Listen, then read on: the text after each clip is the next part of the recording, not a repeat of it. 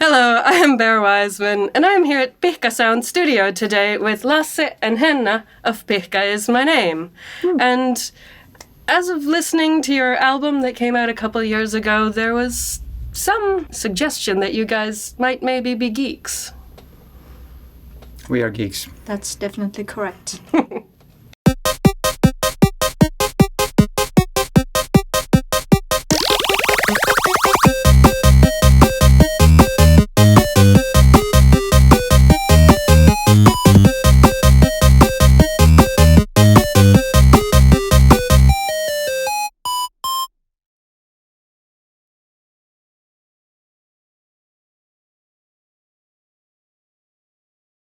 So, I don't generally have a lot of questions with me, but I did want to ask you guys a little bit about your story and your concept, just because, you know, as someone who loves concepts and stories and music, and you have this such a sweet idea that's like, I don't know, I just really like it. So I wanted to ask kind of how you guys just started to get to work together and how did you come up with this idea? Yeah, well, we've been working together for 10 years already. And we used to have this pop rock band, like Finnish singing pop rock band called Pihka ja Myrsky. And then we made 3 records with that group, and then we just started gravitating towards gear like this, you know, geeky gear like this. And we wanted to make analog electronic music and not sing so much and not be in the forefront so much and like take ourselves out of the equation and just make music and play the music. So then we just decided to go on making music with just the 2 of us. Yeah.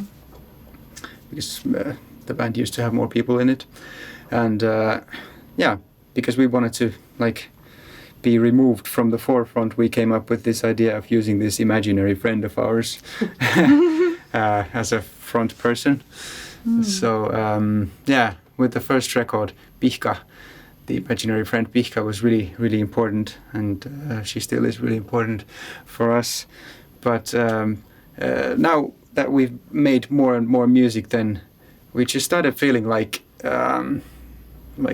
having more of us there after all, and have more of our personality in the pictures, images, and interviews.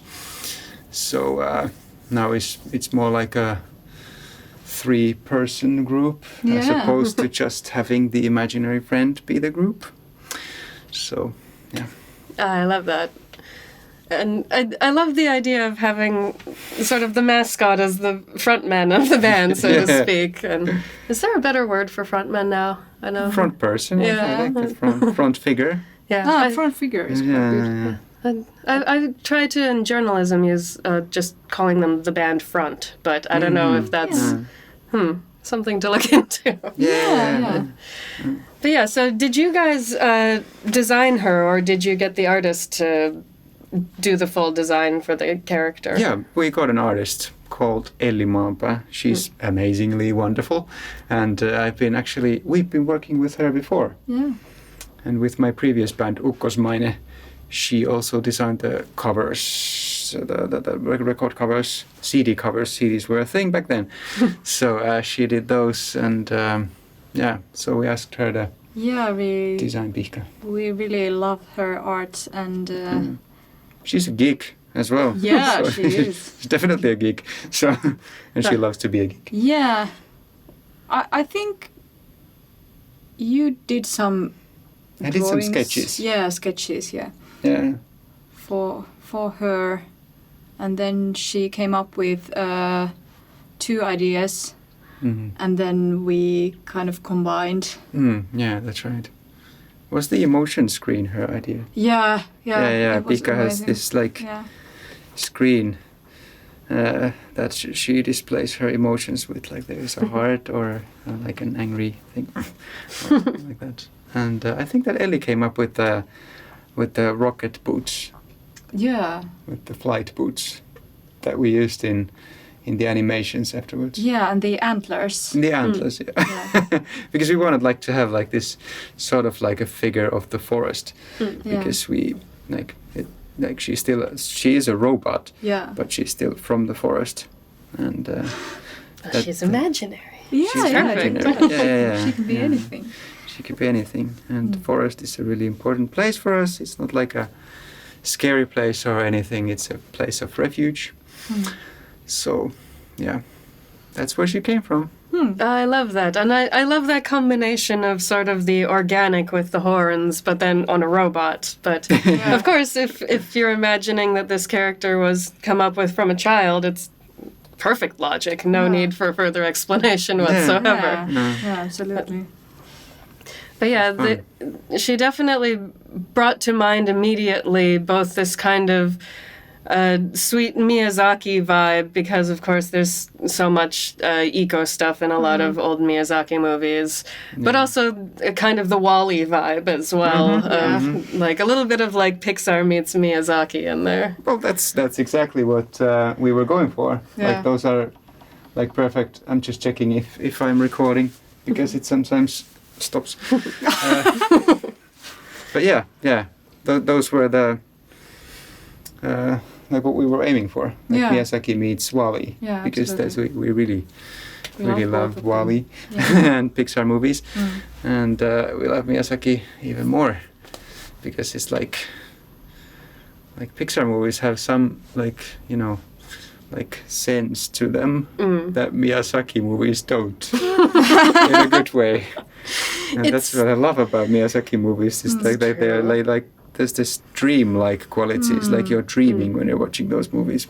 I think that's really specifically why Spirited Away became one of my favorite movies right away, is because I felt like I was watching one of the dreams from my childhood, and those dreams were always just like acid trips, really, of just imagination unhinged and gone wild. And so my dreams as a kid were really, really crazy and weird and mystical, and probably a lot of like story inspiration I've had has come from them. And then watching Spirited Away was like, did I dream this at some point? Because it's feeling real weird. I hear you, because I have the similar kind of an experience me too. from that movie. And I can't explain it. It's that one really specifically that has that strange dream nostalgia, but maybe that is because she goes to this place and then suddenly it's not really like the real world anymore, even though it is, but it's not. And but definitely that's one of my all-time top 3 favorite movies ever. So one of those ones I can just put on anytime and enjoy. In English or Japanese, too, as well. I think it's one of the rare ones where the English voice acting is actually as good as the Japanese voice acting. Yeah. We should watch it in English once, because we've always only watched it in Japanese. Yeah. There is a Finnish version as well, which I hear is also good. Okay.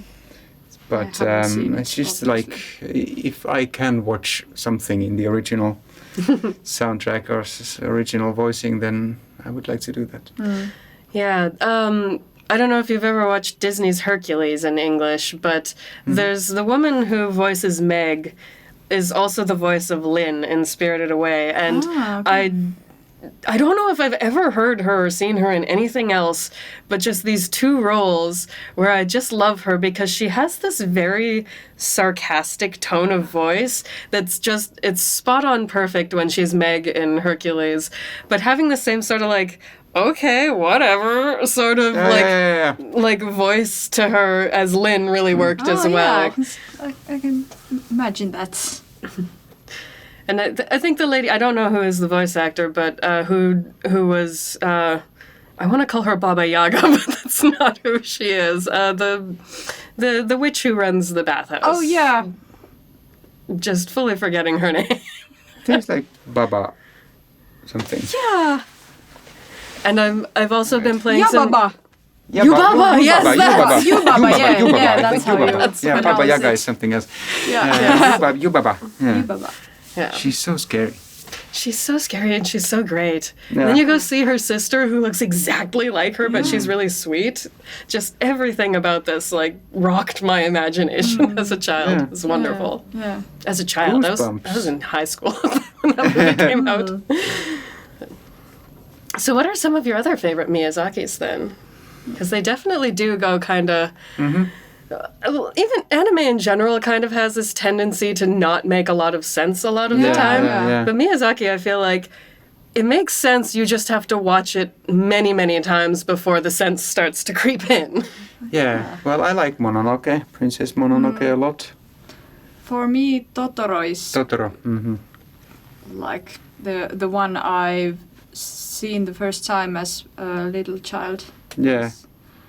Because I think that when I watched it last time, I only then realized that it's made with this like child's logic. Like the script is written with this like children logic, and it's so good at that. Yeah. it's a game. It's a playful thing. Yeah.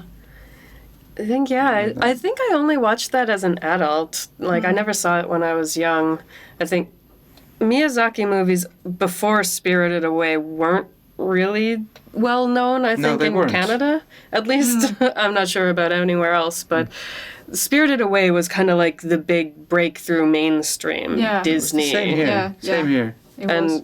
And yeah, so I think like I might have seen maybe Princess Mononoke and maybe Nausicaa and the Valley of the Winds before Spirited Away, but I remember also just being like, whoa, Yeah. what? Just like my brain couldn't wrap itself around these movies, but Yeah. people started to slowly introduce me to animes, and I think the Miyazaki movies kind of came in with that and ended up, I liked them a lot more than most of the animes I watched because they made more sense, and that says something. Yeah. Yeah. That says something. Yeah. Also the music. Joe Hisaishi. Yeah. Yeah. Is it always the same composer? I've never actually looked into it. Yeah. Even the one Nausicaa. How do you pronounce that? Nausicaa? Nausicaa.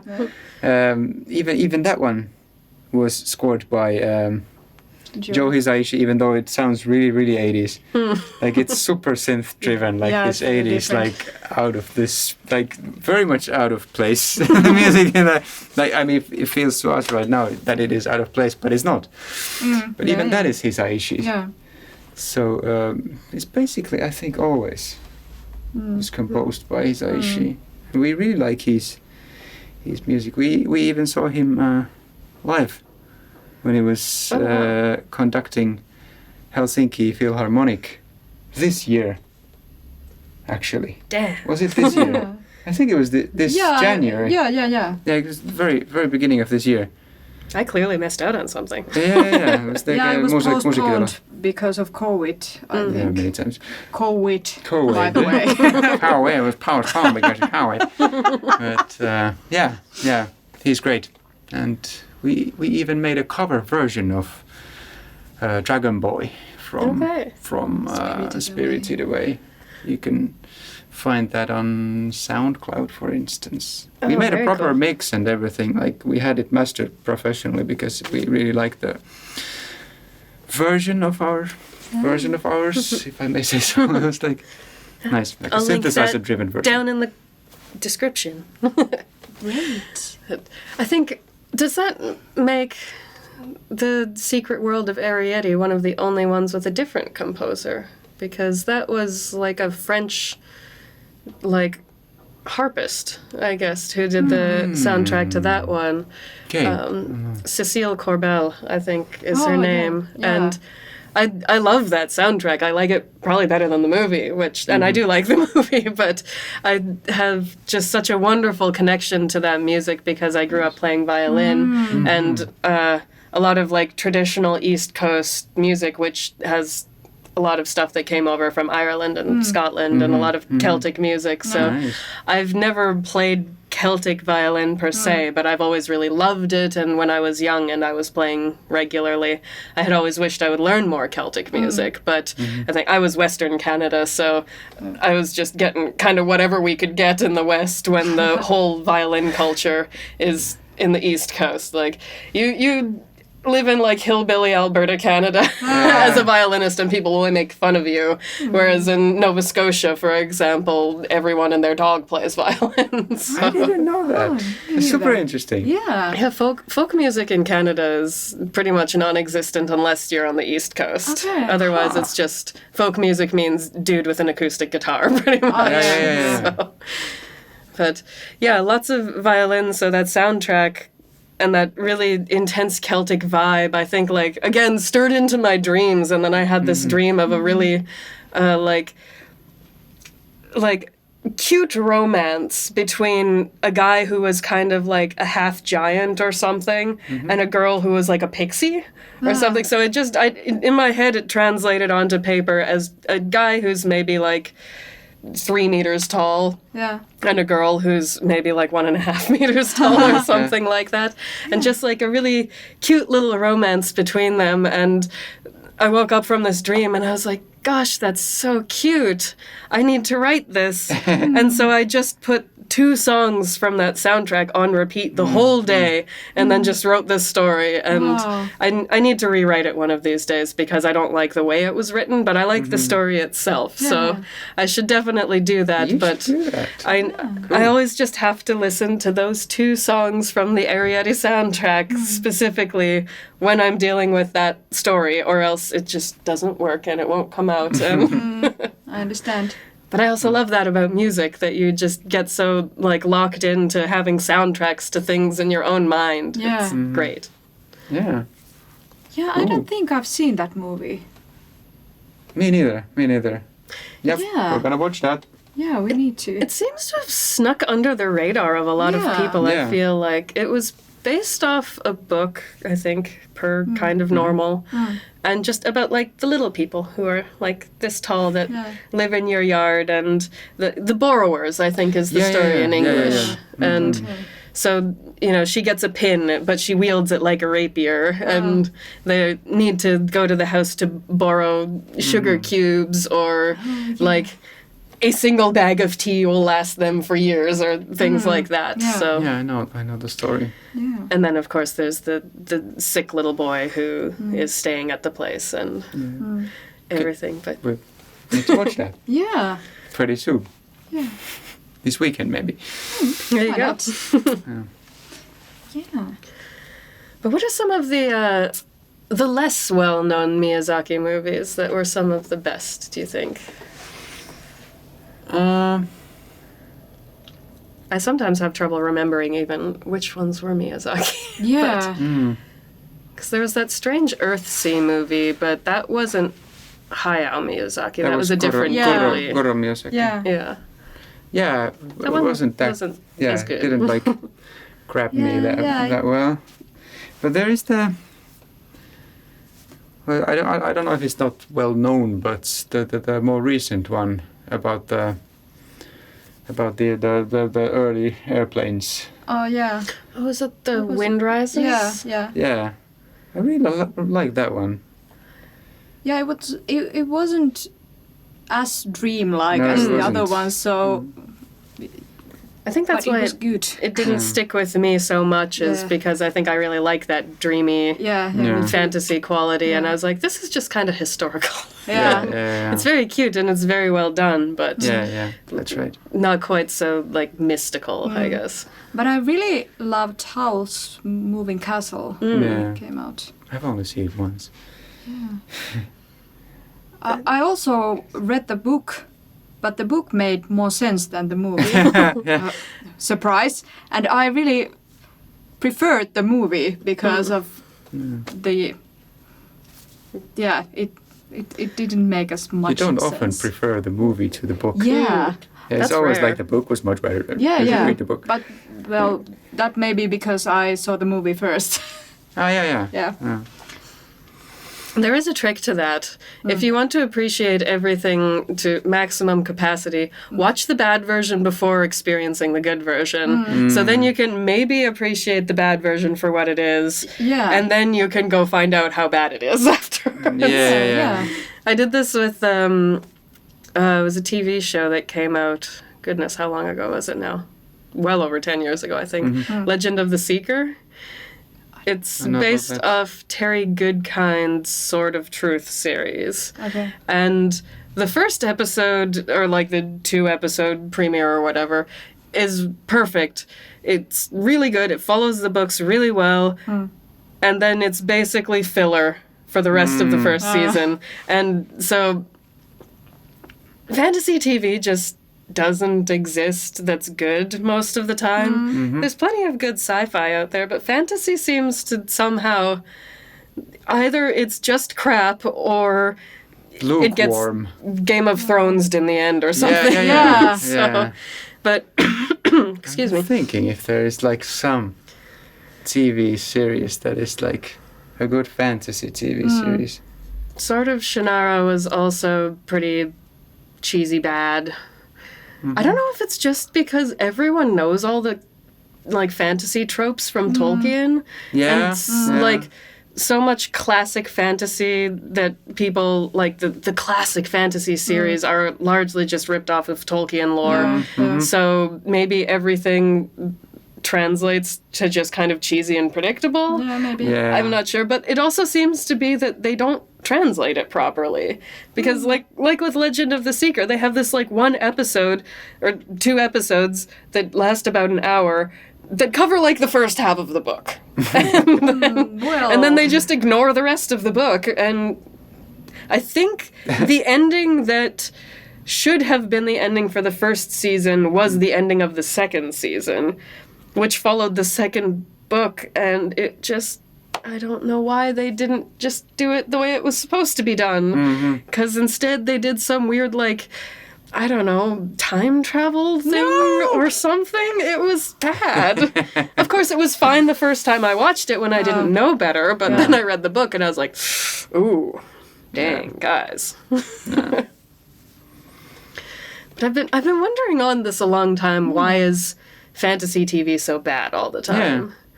'Cause then you finally got like Game of Thrones, but then the showrunners just stopped caring and gave up. And Well, I guess it was like a money issue because they had to finish the series, and George R. R. Martin just couldn't finish the books. And now specifically can't finish the books because, you know, everybody's seen the story and kind of like hates the story because it ended the way it did. but that's perfect. Now you know what not to do. Yeah. That is perfect. Yeah, I'm really looking forward to reading the finished books if they ever happen. I'm waiting for him to die and Brandon Sanderson to finish it, maybe? I'm not sure. Yeah. Sorry, George, I'm just kidding. Yeah. I hope that you can finish them yourself and get going with it. You can do it. You can do it. Yeah. We believe in you. Yeah. And we still want to hear the real ending. Yes. We know you're going to do better. We want to read the real ending. I'm convinced that the ending on the show was not quite what he had in mind. No. So please, George, now you will stop listening to this podcast, which you are definitely listening to and watching, and you will go and write the books, finish the books. I say as a total hypocrite over here, I started writing my fantasy series in 2008. And is it done? No. Is it halfway done? No. Okay. Yeah. Maybe it's halfway done. You'll get it done when HBO contacts you. Yeah, exactly. And we can write the title music for the There you go. HBO version of it. I should actually get you guys to do music for the children's books, which are called Islands of Nightsea. And that's very much more on the Miyazaki sort of side of things. We would love to do that. We would love to do that. It's like definitely like one of the big goals in our Pihka career is to write for stuff like that, for TV series, for movies, especially for games. We'd love to write a proper like game soundtrack. Well, What about books? Books. Because there are no Book soundtracks to soundtracks. books, Yeah. unless you count Tuomas Välimaan's Life and Times of Scrooge. It's great. Yeah, but But that's a great idea. That's a great idea. I've talked about this, I think, in one previous episode, how I've had this dream of creating a, sort of like Kindle extension or something, so that if you have a soundtrack to your book, the music will progress as you flip the page. Wow. Sort of like in a video game. And I still think this is the best idea ever. Someone should definitely pick it up and make it into a thing. Who knows how to do software design? Wow, that's a great idea. You have a lot of great ideas. A lot of great ideas. Yeah. I'm all ideas and no execution, so this is my problem. You are filming the podcast right now. Yeah, people can keep me accountable now. If you say an idea on podcast, you have to make it happen now. Yeah. So, what are some of the other favorite Pixar movies then? Pixar movies. Well, Inside Out. Inside Out. Sorry. Inside Out. Yeah, it's also my favorite. Yeah. Definitely. I cannot be without crying when watching that movie. It's it's a kind of a simplified version of emotions, but in a very beautiful and delicate way. And it's just so beautiful the way it's written. Yeah, I remember Really when love- we were seeing it the first time in the movies, and I don't think I cried. I did. No, I but didn't. in the end, Mhm. when the lopputekstit, The ending credits. were already running, and then there were these little animations, and one of them was the inside this cat's Yes! Yeah. brain. Just walking across. Yeah, and then I started crying Yes. like hysterically Yeah. to the cats. It's just such a great movie. I mean, it's such a great story, and it's so well written. I really love that. My feeling was almost that, I'm not even convinced this was written for children. It's designed for children, for sure, visually and conceptually, but I feel like all the emotional impact is for us older folks who are... Yeah. It's for the child inside you. There you go. Oh, Very nice. so beautiful. But I very clearly remember leaving the theater from that with my partner and my friend and his wife, and we sat down in Guy's La Bar, I think, and it was just all right, ooh, cried. Just all hands going up. Yeah. Okay, yes. I cry when thinking about it. Yeah, almost. It's so great. I think the scene where she just comes home Yeah. and tells her parents Exactly. what's been going on and with her that they haven't noticed because they've been so busy settling in, and that was just the heartbreak moment. That Yeah, exactly. there wasn't that big crazy climax that happens in the mind space. Yeah. For her, it's just going on a bus and then freaking out and then getting off. And it's such beautiful writing. You just go on the bus and that's everything that happens. And the when the control board goes gray and stops working, I think, and then you just see her sitting out the window staring off into nowhere, and I think for someone with depression that hit me right in my feels I know what that's like. Holy crap, it's because joy, sadness, fear, and disgust are all gone, and you're just a little robot of no fucks given anymore, and they're good at going straight to the feels. Yeah. Other movies are great. Their other movies are great as well, but that one just that one is just the best. But I like a lot of the other stuff as well, like Monsters. It was good, and it's just super funny. Yeah. Yeah, it just makes you laugh. And what else? Well, WALL-E, of course. We talked about WALL-E. Yeah. That's my second favorite. Also, the new one I thought was pretty good. The jazzy, I think about the jazz pianist. There's been one after that already, but Yeah. the pianist who dies. There It was a funny good. cat in that movie as well. Oh yeah, we He like turns cats. into the cat. Oh yeah, that was great. Yeah. That movie left no impact on me, which is a shame because I remember enjoying it when I watched it, but I really don't remember anything about it. I need to watch it again. Was Onward a Pixar movie? Yes. About the we Elf haven't even Brothers. seen that. I don't know if you've seen that. No. I can recommend that one, I think, especially if you just like kind of like your simple like paint by numbers fantasy. Yeah. It's really, really cute. He's got like kind of this like nerdy kid going to high school, and his older brother is just a big kind of like D&D nerd sort of guy, and kind of embarrassing to be around, and maybe people think he doesn't take things seriously, and it's really like pitched as a movie about them trying to find their dad, but it's really about the relationship between the brothers, and it's very cute, and it's got its good drama and like a good climactic fight scene. They get the mom in it too, so she's part of the story as well. And there's just some really, really good moments of like brotherly love in there that are very sweet. Need to watch that. Yeah. It's on Disney Plus, so Okay. So I need to subscribe to Disney Plus at some point to watch the new Star Wars thing. Ooh, what's the newest in Star Wars these days? Ahsoka. Okay. Ahsoka Tano.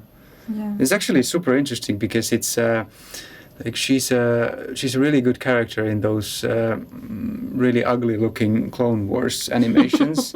Like they are such ugly looking animations that I can't watch them. but Ahsoka Tano is a really good character on them, and on the Mandalorian live action series, like she became a live action character. Oh, nice. And I really like the actress Rosario Dawson, who plays her. Oh, okay. Big fan of her I haven't seen acting. her in a while in anything. Yeah, she was great in this series about this American drug problem. This Purdue Pharma. She played a great character in that.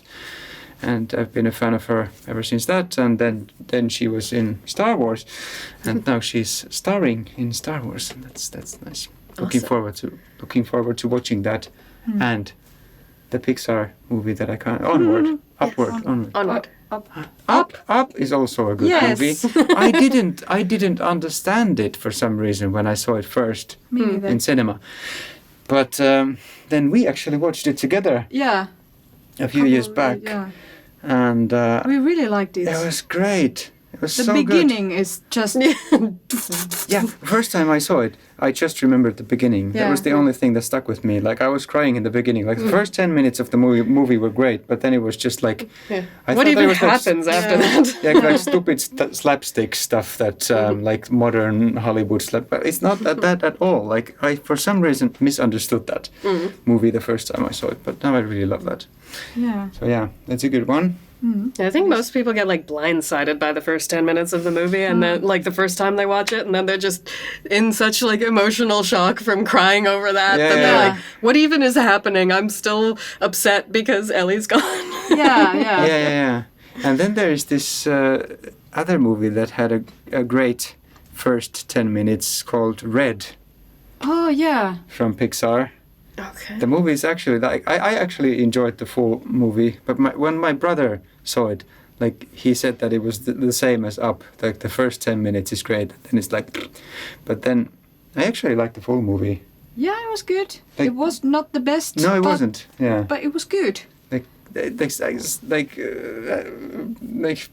having the issue of this is like one of the issues that it tackles is like period, Yeah. women's period, like when they appear. Like I don't know anything about that, but when they appear and how it's like awkward and weird, and like this girl turns into this great giant red panda.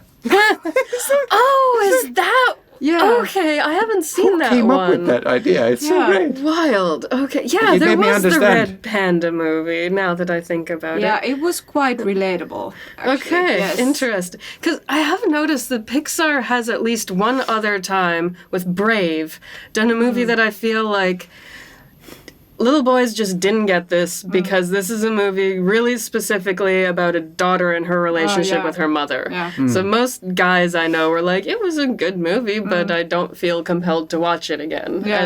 Whereas people like me who've maybe had a rougher relationship with their mom growing up watch the movie and are just like, my whole thing is bears. And then you're just adding a layer of mom stuff on top of that. Okay, yeah. Also, I was the little girl who liked to run around and do archery and not wear dresses and stuff like that as a kid. So I connected really well to Merida. If I had her as a child, she probably would have been my favorite. I can also see why maybe like the little boys of the world would have just that one and not gone back to it. Yeah. So, the little brothers were also kind of a delight in that movie too, just constantly stealing pastries and then getting turned into bear cubs. Yeah. I remember liking that movie a lot. Yeah, Should me too. rewatch it. Yeah. I'll definitely have to check out the panda movie because I remember like seeing it and being like, ooh, red pandas. I love red pandas. And then maybe watching the trailer and being like, what is this? I don't get this.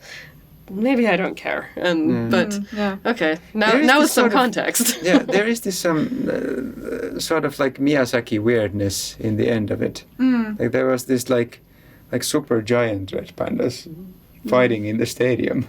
In the end, I don't want to spoil it too much, but there was like this full stadium. Yeah, it goes really far. Yeah, it goes like super far, and like you never would have guessed that it would go into like having two Godzilla-sized pandas fighting in the stadium. Like what? Like cute red pandas.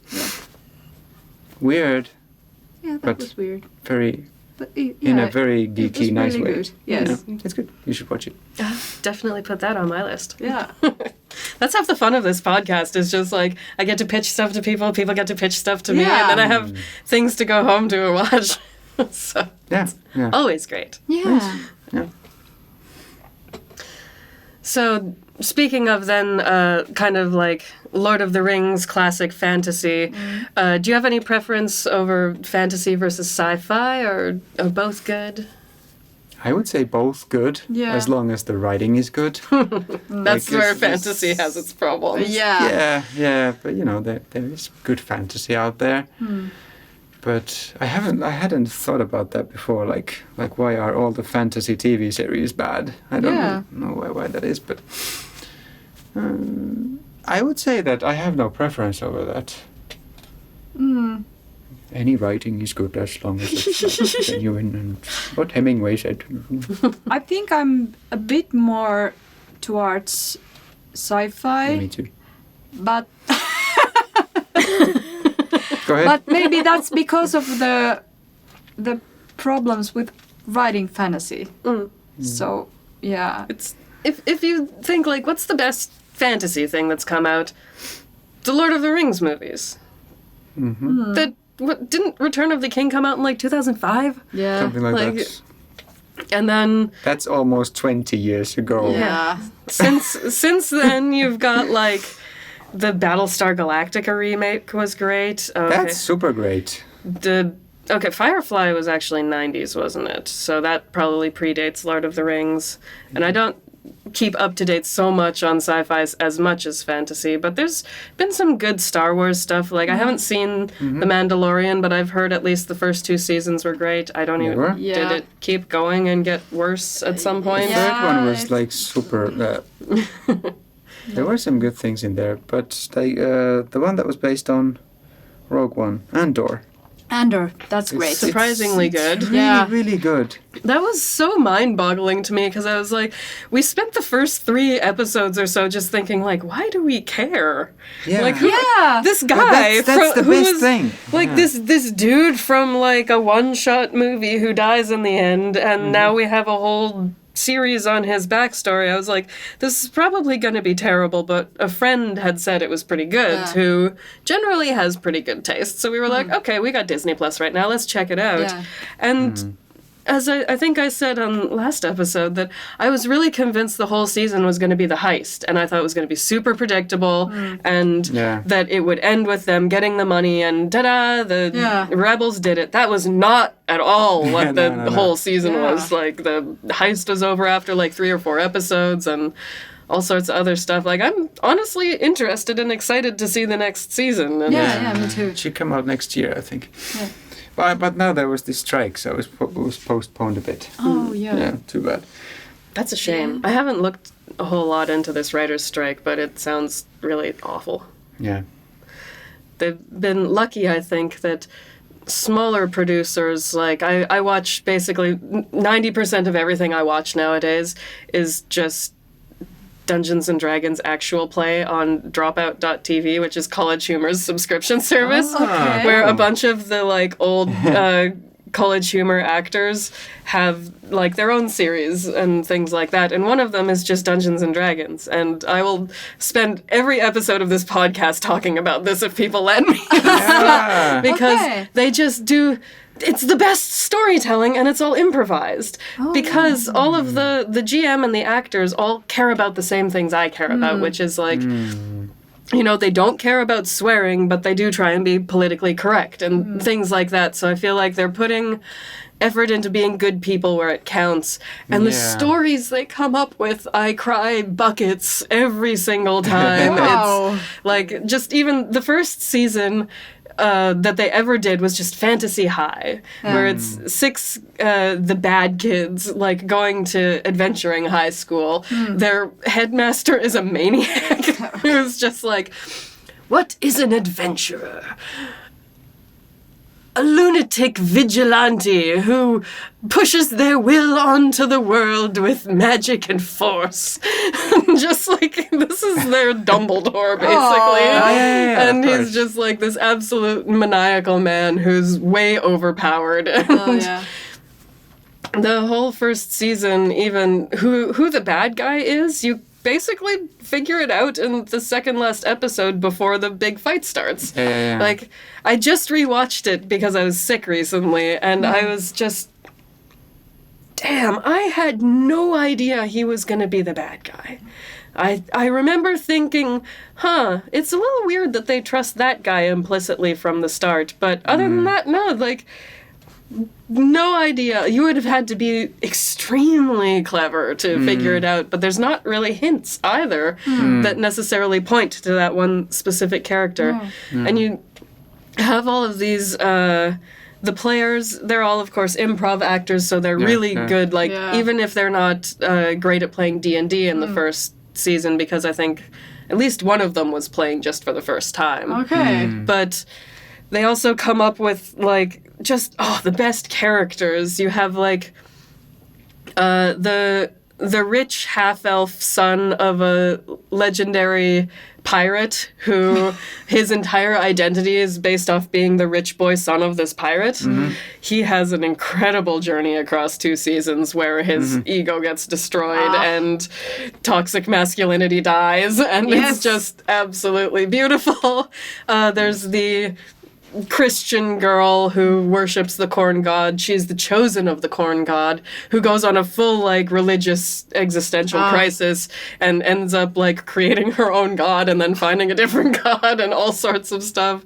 There's the, like, smoking rebel kid who's lashing out at her mom because she thought she was a wood elf, and then tiefling horns started growing in. Turns out that her mom cheated on her dad at some point with a demon or a devil. They're different in D&D. So she's a tiefling, not an elf. Who else do we have? The half-orc adopted by gnomes with an anger problem. So he's like a really sweet, quiet, nerdy guy, but he keeps getting, like, bullied, and then he goes into a rage and punches people down the hallway or something like that. And then there's the high elf, very sweet high elf girl with an anxiety problem who has the really, like, hoity-toity, fancy parents who just don't love her. And, like, just... the number of buckets of tears that I have cried throughout these stories. Then there's been 2 seasons of their story, but they do other stuff. They've done Candyland, Game of Thrones. Okay. They've done Never After was horror fairy tales.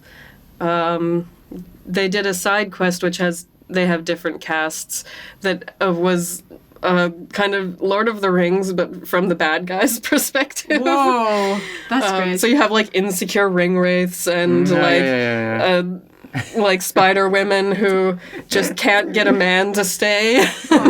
Things like that. Oh. So they're so creative, and then they also do like big sets for like their art designers are earth-shatteringly good. Like they have all these huge sets with miniatures, and I think one of the best fights they ever did was in the first season that they're in like an abandoned mithril factory that a bunch of middle school kids have taken over and made into a skate park. Okay, that sounds like fun. Wow. So they've got like a huge golem with a half pipe on its back that they summon up. And so there's just like middle school kids fighting them. And then this huge hulking monstrosity. And it's just wonderful. And, you know, the characters are really playing with the space because they have the minis and the board. And everything about it is just beautifully well done and wonderfully crafted. They've got an excellent team, and I cannot recommend them enough. They're so much fun. It's a nice pitch. Yeah. Nice pitching of that to us. Should. And it's great if you've never played RP before, then like tabletop role-playing games, then it's a great way to just learn how to play D&D. Like, I will say that I think D&D is probably the worst system you can play RP in, but if you just want to learn D&D, just watching these is also great. You learn kind of the moves, how the game works, and everything. They cut, I think, very little out of it. It's just cleaned up nice. So probably they cut out like bathroom breaks or things like that. But the overall production of it is just fantastic as well. It's so unfair to anyone else who wants to do actual plays because you're comparing against that and Critical Role, which has been around forever. And but great storytelling, and that's, I think, so fascinating because, as I said, it's all improv. So it's really just about these players getting into their characters and being true to them. So, of course, they're comedians as well. So you do occasionally have moments where maybe some jokes aren't that funny and then they go on way too long. But, you know, minor complaints on the whole for the emotional experience I get from just seeing these characters. Like, definitely from sophomore year of Fantasy High, there is going to be one of their NPCs tattooed on my forearm. Nice. That's how good these characters are. Okay, quite Devotion. a pitch. Yeah. The GM also, I don't know if he has ever worked as a voice actor, but he could, because I think he's been GMing since he was 8. So he's come up with different voices just to be able to differentiate characters. So basically, as an adult without any training, he's a professional voice actor. Wow. So they're just great. I can't recommend them enough. Yeah. So to know that. You need to get to know that. Yeah. Because it's a new world. I don't know that much about D&D, actually. Yeah, me neither. But I am interested in that world, though. Me too. I just never. Just never came around to, and you know, computer games and console games were like my thing when I was growing up. So I guess Still that this are, took I think. still are a lot. Yeah. I'm still growing up. Still haven't. May grown we up. never grow up. Exactly. That's why we have these imaginary friends who we write music with. It's perfect. Yeah, it's perfect. We were just watching 10 Things I Hate About You. I think that's one of the old cheesy movies that were based off Shakespeare plays back in the day. I think really hold up a lot of the time because maybe it's because they're based off Shakespeare stories. I'm not sure. But those are good stories. 10 Things I Hate About You is just, it's so nostalgic. You know, you've got like, that was maybe Heath Ledger's first role, and Joseph Gordon-Levitt from way nice. back in the day when he might have actually been a teenager still, and the girl that was also his girlfriend on Third Rock from the Sun, way back in the day, that terrible old show. August was the name of the girlfriend. And I wouldn't have known that, but yeah. I used to watch that when I was young. I think it's the same girl, and so they made a very cute couple back in the day, and it's based off The Taming of the Shrew. But I was just watching the movie and thinking, like, I kind of miss the 90s just for the not internet. Like, as much as I like and appreciate and I'm used to the internet now, there's just something simpler back then and more wholesome of, you know, seeing Julia Stiles' character being kind of the feminist, nonconformist. She's got a great story in that about just, like, being pushed to having sex before she was ready and how that, like, really messed her up and everything. But to just see her, like, what does she do after school? She might, you know, go to the bookstore and, like, do something like that. Or do you see her sitting outside with, like, a sketchbook and that sort of thing? And just, it felt so wholesome and simple. And, you know, it's still, of course, complicated because it's always complicated because young people and drama and hormones and all of that. But it felt so peaceful to me. And I just finished watching the movie and was like, I wonder if I should just chuck my phone in a bin for a month and see how that feels. Just laptop and phone in a bin for a month, and anything I want to do, I'll just do manually on paper or something like that. And I could probably, I'm enough of an introvert that I could probably go a month without seeing anyone, and it's totally fine. Me too. But That's right. There's something about, like, a simpler life that I miss. So, of course, technology has its advantages, and you, like, all of this stuff, which is great, and makes music sound so good all of the time. Can't complain about it, but at the same time, it's just a lot all the time. It is a lot. Yeah. I also miss simplicity sometimes. I mean, this is a lot of stuff, and we need this place that we're in. We need the studio to put this stuff in, and it would be nice sometimes to just have the laptop, or not even that, but, you know, just have the laptop and maybe make music with the laptop. Of course, you could make all the music in the world with just the laptop, but, you know, it's not that inspiring. This gear inspires me a lot. But I miss that, you know, going to the library after school. In the 90s, when I was in Yläaste junior high. That's what I would do. I would go to the city library of Joensuu, where I lived, and read PC Gamer magazine and you know, music magazines, Soundi as well, and stuff like that. Rumba. That, you know, PC Gamer was like the thing that was only in there. You couldn't even go to the store and buy the PC Gamer. You could only read that in there, and that was like, oh, they have the new PC Gamer. Oh. And you couldn't take it out of the library. You had to read it there. And I really like that. After that, I would go to the market, to the supermarket, and listen to the latest CDs that were on. Like, they were on this tower. Oh yeah. And they had the headphones on there, and you could activate the CDs. You couldn't switch the songs, I think, but listen to the latest CD of, you know, whatever, Offspring or. Yeah, we had a place, I think, at least when I was a bit older. I don't know about when I was younger in my hometown, but in the mall in Calgary that I went to a lot, their CD store had, like, you could ask them, like, can I listen to this? And they give you the album that you could hook in and into the wall reader and put the headphones on. I think I got a lot of my random favorite albums from doing that. I don't know, have you guys ever heard of Arjen Lucassen, the Dutch guy who does, like, progressive metal space operas, essentially, under the name Arion. It does ring a bell. Arion. Arion, yeah. Yeah. Not to be confused with Arion. Yeah. Yeah. That's I got that. But Yeah. he's another person I'll recommend to the ends of the earth and beyond, because his concept albums are generally brilliant. Okay.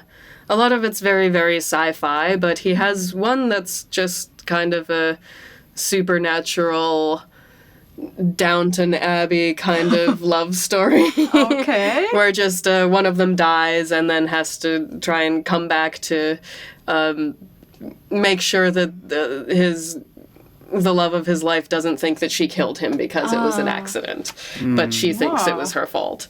And then, there's all the manipulative people around her and that sort of thing. Oh, That was kind of a one-off concept for him, and he wasn't sure in hindsight if he should have released it under that band name or not. But then there's a lot of albums that take like humanity into account a lot of the time, and they're all a little bit like interconnected.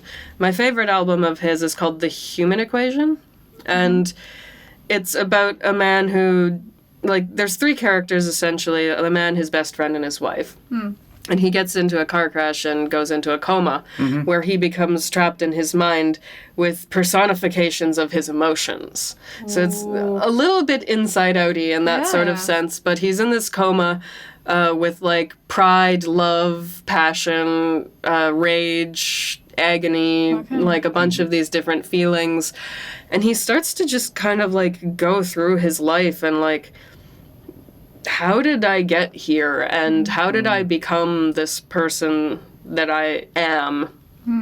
And it's truly like one of the most incredible emotional journeys in anything I've ever experienced. I can't listen to it without crying massively every time, because the power of music, surely, with this stuff, and these big crescendos at the end during the climaxes where he's like coming to terms with things and deciding he wants a second chance at life is just and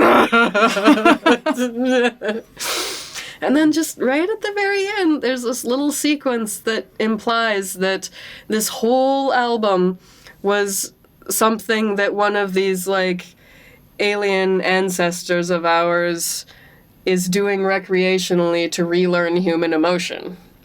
So and then, of course, so some of these other albums are about, like, how tech and everything has gone so far that we've lost our emotions and we're just kind of behaving like machines. And then there's The Source, which is like a prequel, and it's saying that those guys actually came from a different planet that got destroyed by climate change or tech going out of control and tearing down the natural planet for this and that, and the AI just decides, they put the AI in charge of correcting things, and the AI is just like, well, but you guys messed everything up. Whoopsie. So we just get rid of you and boop, boop, boop, all of your support systems and that big reactor that you have go shut down. The reactor is like coated in ice to protect the planet from it. The ice starts to melt and then boom, the whole planet gets destroyed and one nice spaceship idea. of people escape. So, lots of great stories to be found in music sometimes as Nice. well. Sounds really great. That reminded me of like being in coma, like this concept album. It was the debut album of the Mars Volta. Was that the It's about deloused in the comatorium? Yeah, deloused in the comatorium. But this I think, like this story is like way like out there. Like I can't fully understand what they're singing about. Also because it's partially in Spanish and because they are from Puerto Rico and But yeah, this was like a concept album of this guy called Serpintext who is in a coma and like going through these emotions. And I really love that album. I really love the band as well. I've Super great. heard that. I've heard about that album, and I think I know the first 2 songs from it. Yeah. And I was always just baffled by the singer's voice. It's wild. It's like I can hear, and he can do that live as well. Like, an Damn. amazing singer. Yeah. I've seen them live like 3 times now, and It's pretty amazing, and the way that he moves on stage, and That's you a know. band I should keep an eye out for. Like Yeah. I could probably name like 2 songs by them. Just that first song and the sort of song intro that goes into it, which back in the day when I found it, it was all just packed into one song, I think. Yeah. But- I know what you're talking about. And then The Widow would be the other one, The which Widow, yeah. I think is maybe the song that everyone knows from them. I'm not sure. It's But from the second album, actually. yeah, It's that acoustic song. girl I used to know did that at karaoke, so that's No! how I learned it. Okay. And she was great. Whoa. So Okay, that sounds like I never imagined that this would be in karaoke. yeah, Wow, that that's was I think the first time I ever like really sang a song that I was like, huh, yeah, I can't do that. And I think maybe now I could do it now that I've learned to sing a little bit, but it's certainly not an easy song. Yeah. It's not an easy song. This girl there are just- beautiful harmonies there as well. And made it seem like nothing. Easiest thing in the world. Great. Wow. It's great. Yeah, no, I'm glad that you reminded me of that because that was on my list of like things to like in those moods where I feel like just sitting down and having a deep dive into something. That's always been on there and I think I forgot about it. The first record of Mars Volta, it's definitely like that. The second one as well, but the ambient parts, because like during the first couple of records that they did, it was like it was kind of like on and off the music. It was like full blast, like laundry machine type of drumming, and like singing, and then it was like, especially the second record, then it's like 8 minutes of just like ambient, like beep, beep, beep, beep, beep, which I like, but it might be really like heavy and rough for somebody. But then it's so cool when you listen to this like ambient music for 8 minutes, then like starts happening, and it's great. It's great, and yeah. I saw them live before the first record actually, and then I saw them in Denmark when the fourth record came out. They had a new drummer then. The drummer was great, and then I saw them in Finland actually, but not with the newest record. I didn't like the new record much, sorry to say, but the one before that was great. The new record is kind of, not want to get into this too much, but the new record was like, they were deliberately making this like Sunday morning, easy listening pop type of record, which as an idea didn't sound like something I would like to hear as a Mars Volta fan. And then it turned out to be something that I don't like to hear as a Mars Volta fan. Unfortunately, I still love the band and they can do whatever they want, and it's great for them, but I just don't like the record. I think that kind of happened with Lacuna Coil, who are like, I don't know if you know them, but I don't know the name. they put out this album. It was 2009, I remember, because I had just moved here, and it was called Shallow Life, and I think I recall hearing maybe the singer in later days, it might have even been in an interview I did, just saying like, I really don't think people kind of got what we were going for with this album, because it was called Shallow Life. It was about like the shallowness of life. Yeah. So they made the album sound a little more mainstream and like maybe a little simpler. And then people were just kind of like, you went mainstream. This sucks. Yeah, it's a meta level to that. A like- meta level to that. That was pretty nice. Yeah, you I like that. uber succeeded in what you were doing somehow. Yeah. That's great. Yeah. You did it too good. Yeah. I actually think there's some like really good songs on that album, but Nice. like there's one, for example, that was kind of my theme song for moving here. It's called Wide Awake, and it's just sort of about like being aware that this is your life and like make it nice, make it interesting for yourself. Like it's, something like, I'm wide awake, open my eyes and the sky's so blue, all of a sudden I know that I treasure my life, and that's the chorus. And I remember when I first moved here, I lived on an island off the coast of Herttoniemi where there was no bridge. It was just this little island. Okay, which one is that? It's called Vartiosaari. Yeah. My host parents were artists, and they had an artist house on the island that they rented to other artists. And they rented, I think, like an old mökki or something that their family lived in. So they had this little, like, art community on the island, which was very cool. Yeah. And so I lived in the artist house, but I was their au pair. So I was helping out with their kid, who at first really hated me. So he didn't like being left alone with a stranger, which I understand.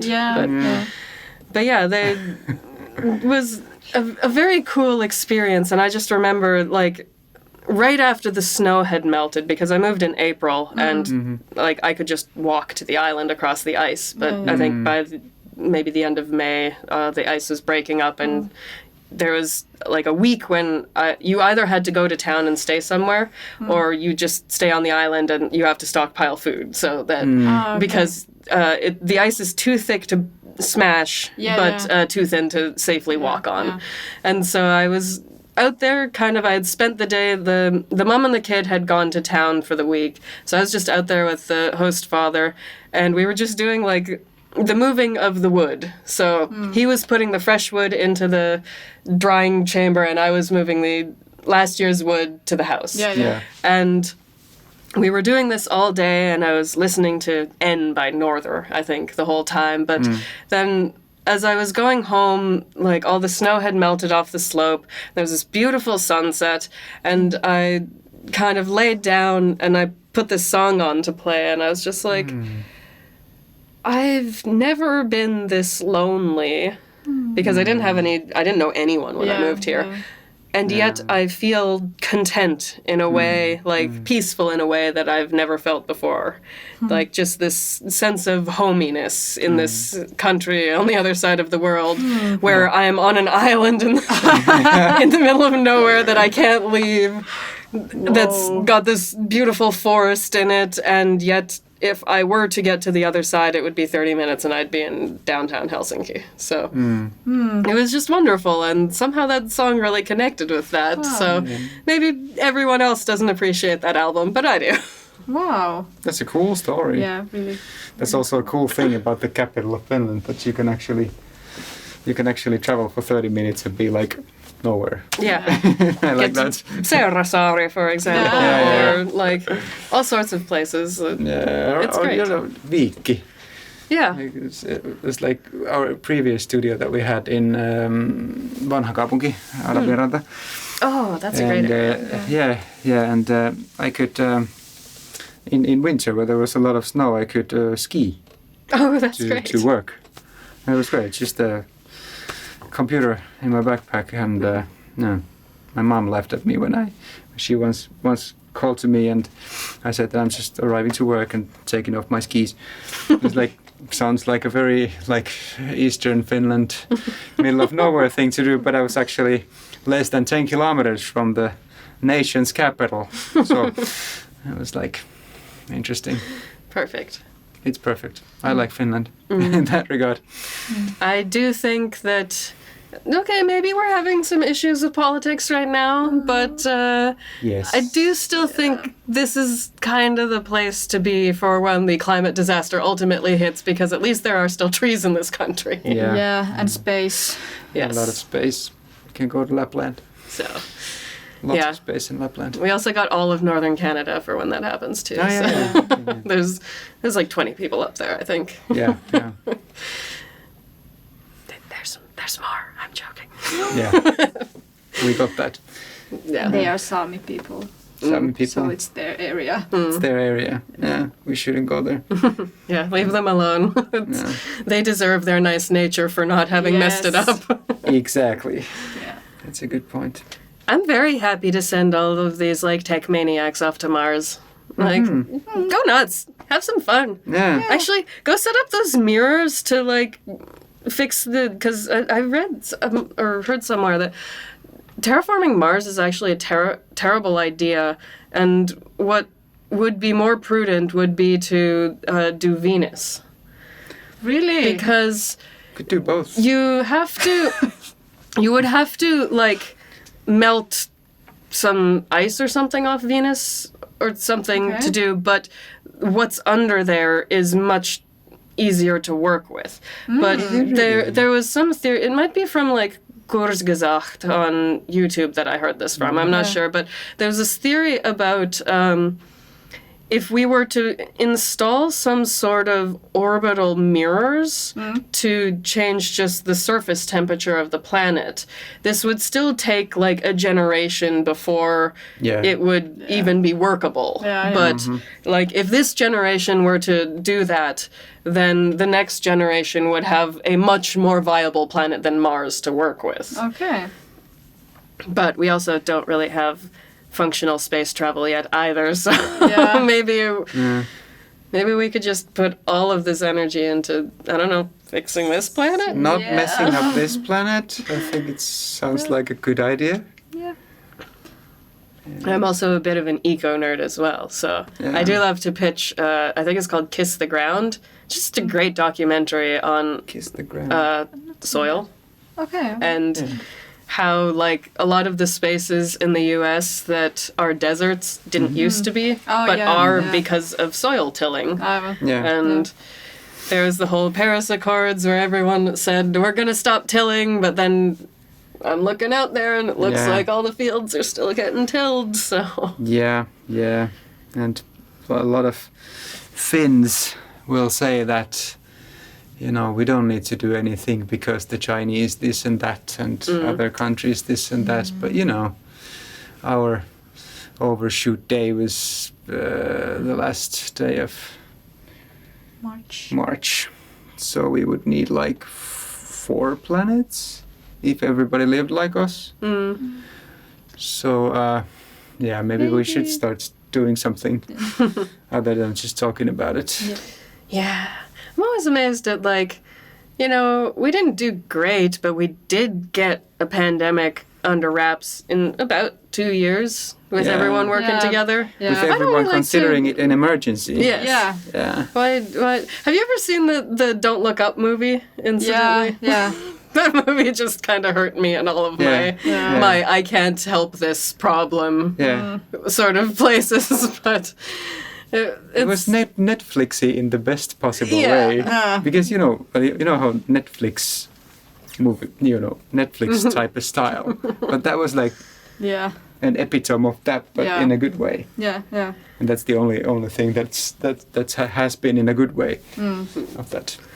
Yeah, it's pretty on the nose, but I sort of love that all of the feedback on that movie was essentially the people who hated this movie were exactly the ones who didn't get what the movie was trying to say. It's like, you're just talking shit about humanity and this isn't real and how dare you make such an obvious comparison. And the ending is funny. And accurate, I think. Need to rewatch that, actually. There's also that was funny. It's a funny movie. There's a little like joke in there too, because Leonardo DiCaprio has this reputation for being kind of an ego geek. But it might have been, I can't remember when it was, but he was in Canada shooting some movie in the winter, and it might have been Inception, because I know that they were using a defunct ski hill for the winter scenes at the end. My brothers used to work there, so I think they might have still been working there when they were filming. Or helping out or something. I'm not sure. Cool. But one way or the other, he was in Canada during the winter, and there's a really specific phenomenon that we get called, I think it might even be like, oh no, El Nino is something else. This is just Chinooks. But so it's something to do with like the air coming from the west coast, and it like I don't know, like builds up and then washes over the mountains. Oh. So you can tell when a Chinook's coming because if you look to the mountains, there's an arch in the clouds. And that's like all of this air coming through, but it creates these really, really warm spells in the middle of winter. And so Leonardo DiCaprio comes not knowing about this at all and starts going online, climate change is real! But like completely just getting the wrong idea. And so really kind of putting his foot in his mouth with that. And all of the Canadians are just like, oh, you dumbass. You don't know nothing. I mean, yes, climate change is real, but not, you're looking for trouble in the wrong place here. Okay. Well, maybe we can forgive him for that. He didn't know. He didn't know. He didn't know. You can't know everything. And the internet is not kind to people who just don't know. Yeah. So, That's true. unfortunately. To be careful with that. You mentioned some PC gaming and stuff, so what are some of the games that you like to play? With PC, my favorites are. I'm probably going to forget some and then feel bad about it because I didn't say it in the damn podcast. But yeah, I can try to fill in. Elite Dangerous. I play a lot of Elite Dangerous. It's like this space exploration game with a very realistic seeming image of our Solar system. solar system. Oh, Not cool. just the solar system, but the whole galaxy in the background. There are like 4 million planets that you can explore, like Oh, cool. procedurally created. And there's not like a story in the game, but there are things you can do. You could like be a pirate, or you can go mine some asteroids, or look for plants in other planets, and very, very geeky stuff, so that you can buy a better ship to do more of that better. So you mine so you can craft things, and then you craft so you can mine things kind of game. Yeah, it's very relaxing. You just put on some of your own music, but although it has some great music in it as well, and a really like super realistic feeling flight system that you can. Oh, nice. Yeah, I really like that, and you can also land your craft on those planets, and you can. On planets that have ground and not just gas, you can actually walk on the planets and see the sunrise, and it's like you can have some quite the adventure in the game. Is that the same game that you can make worlds in as well, or was that different? Because I don't recognize it by name. You can't make worlds in that one. Yeah.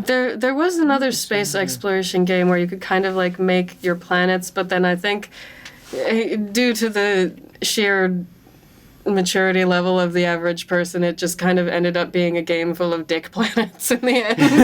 I like the idea of the exploration without coming across all of the weird, creepy worlds that everyone else has made. Yeah, well, this Elite Dangerous is very like a realistic seeming game. It's like what That's you would. cool. Yeah, it's super nice. Then there is I really like Bethesda games like Skyrim, Fallout. You like Skyrim as well. You played like 300 hours of that, like even more than that. Yeah, something like that. Yeah. Then we play together. We play Dungeon Defenders. We played a lot of the first Dungeon Defenders, like a tower defense thing in a fantasy world. Orcs and elves and stuff, very cartoonish looking. I like that a lot. Yeah. Then there's this very recent game that's still in early access. It's like a beta game called Valheim. Like this Vikings that died, and they've gone to this limbo where they're not still in Valhalla, but they have to survive in this Nordic type of environment with creatures from Nordic mythology. Cool. Yeah. Sounds fun. You just start with a naked Viking, and then you Need to survive. If you don't build a fire by the first nightfall, then you just die of cold. And you can help each other. You just need 2 computers to play it, or 3 computers to do co-op. Yeah. But it's like such great co-op. It's really nice. You build boats and sail to another island, and it's so great. And then there is this for Nintendo Switch as a console, but you know, the new Zelda games are like so amazing. You've only played the first one, Breath of the Wild, but I'm on the line after you yeah. or the second one. Yeah, I've been a Zelda geek longer, so I get to play it. Yeah, of course. Yeah. I actually bought, I started playing Zelda in 1993. I was just a child then, of course, but I played Link's Awakening on Super Nintendo back then. And then I was an exchange student in the States when Ocarina of Time came out. And luckily my host family had Nintendo 64. Nice. So I bought the game when it came out, like the day it came out. I was actually there on the line to buy the cassette, the cartridge, you call that, the golden colored cartridge.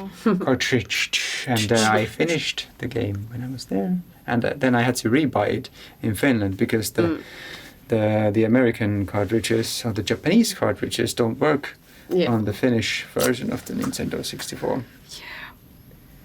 Thank you a lot for that. Well, It's not a thing anymore, is it? I think No, it's I not. don't think so. I think I was able to play my Wii games on the Finnish Wii. Okay. I just had to get a different power adapter. Oh, yeah. But Yeah, it's not a thing anymore. Yeah. Because of the internet, obviously. Yeah. Digital gaming, yes. Digital gaming, yeah. I do enjoy not having to blow on all of my equipment repeatedly before it starts to work. Oh, so. Yeah, exactly. Although sometimes when you've self-built your PC, you sort of need to take a look at the meters once in a while so that you don't, you know, burn down your table or something like that. Because, I do recall once seeing some nerdy friend of mine had built their own computer and had parts of it in like fully oil baths, and he had shown me because he's like, oh, I forgot to change the oil on my computer today, and I was just going to the deep end. whoa, okay, this is just stuff I did not know was a thing. All right. Okay. So somehow he didn't have any sort of like fan cooling system or anything, just some stuff was just sitting in oil and he just had to change the oil every once in a while. I And have not heard about a thing like that. Yeah. The computer that I built is just like a very normal air-cooled system. The very simple build that just runs the latest games. I mean, you have to assume that fans are just more practical than whatever this nonsense was. Yeah. I mean, I understand this like liquid cooling that they do.